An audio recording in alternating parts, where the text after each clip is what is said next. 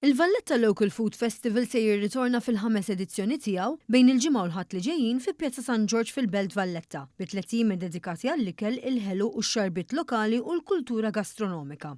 L-attività se tlaqa' aktar minn 25 produttur, kok u artiġjana tal-ikel li se jippreżentaw firxa ta' prodotti u xorb lokali. It-tnedija saret fil-Belt stess l-erba' filgħodu fil-preżenza tal-Ministru responsabbli Malcolm Paula Ġużgalja li qal il-festival juri l-impenn tal-Gvern biex il-kultura tibqa' aċċessibbli għal kulħadd u biex l-ispazji pubbliċi jintużaw biex isaħħu l-identità u l-wirt kulturali tal-pajjiż. Żied li l-avveniment u wkoll investiment fil-komunità, fil-kreattività u fl-ekonomija kulturali, filwaqt li jagħti sostenn lill-produtturi lokali u lin-negozji żgħar. Dan l-ikel huwa magħmul minn prodotti Maltin, jiġifieri hemmhekk imbagħad aħna qegħdin nippromuovu wkoll mhux biss lill-bdiewa lir-raħħala li qegħdin jipproduċu l-prodotti Maltin, prodotti friski fl-aħħar mill-aħħar li jagħmlu differenza kbira ħafna fit-toma tal-ikel innifsu, għaliex meta tuża prodott frisk, prodott Malti, ħadd tkun qed tagħmel differenza wkoll f'di end product. Iċ-Chairperson tal-Aġenzija Kulturali għall-Belt Valletta Jason Mikallef għalli wara s-suċċess ta' avvenimenti oħrajn li saru fi Pjazza San George, din l-edizzjoni tal-festival tkompli ssaħħaħ ir-riġenerazzjoni ekonomika, soċjali u kulturali tal-kapitali tagħna. Il-Kap Eżekuttiv tal-Malta Food Agency Brian Vella sostna li l-festival jagħti rikonoxximent lil produtturi lokali u joħloq opportunitajiet akbar biex il-prodotti Maltin u Għawċin jaslu għand il-konsumaturi, filwaqt li jsaħħaħ il-kwalità u l-kompetittività tas-settur.